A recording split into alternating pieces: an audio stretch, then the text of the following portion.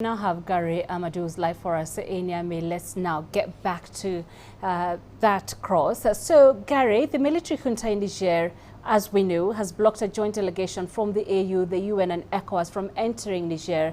Talk to us more about that. And also, is this an indication of how difficult mediation in Niger's crisis is going to be? Yeah, what the junta said yesterday through a statement is that according to them, before the coming of the joint mission of African Union, United Nations, and ECOWAS, before the coming of the delegation, everything should be planned.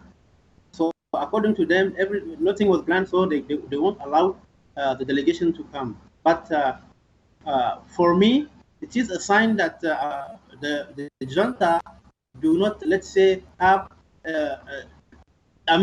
is not ready to accept the demand of international community in terms of rehabilitation of Mohamed Bazoum, to restore him in power and to give back democracy in Niger. It is the sign, because as people should know, the junta is the first who decided that international community should come for the last chance negotiation yesterday. So they made a statement saying that they will wait for our ECOWAS delegation. They will wait for the international community delegation to come to see the way, to go out of the crisis. And after that, we have the Malian and Burkina Faso delegation who came yesterday and meet the junta.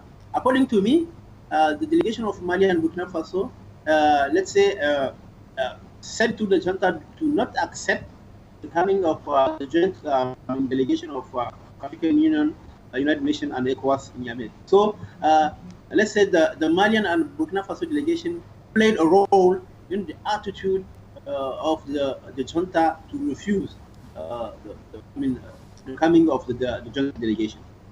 So, Gare, how are residents in the capital Niamey preparing in case of an external military intervention in Niger? Yeah, people in Niamey, they are trying to buy a lot of goods and to keep them, let's say, because they know that they know what war is. So they are now preparing to what will happen. Unfortunately, the sign that we have is that things are not going to change in a positive way. So what you are seeing through the attitude of the junta and the need for international community to, let's say, to not go in war immediately, to let's say, to seek every kind of let's say way to solve the problem or to manage the situation. It seems that the junta will not go back. So we are going to have, let's say, military forces striking the presidential guard, and so people are trying to face this situation. What we can see in the capital of Niamey, which, as I told you, is the stronghold of the political opposition, we can see a new people, let's say, civilians who are checking cars to see whether there are infiltrators or something like that in the city. And this job is the duty of security forces. So unfortunately, we see civilians who are, let's say, controlling cars, who are sometimes they beat some people.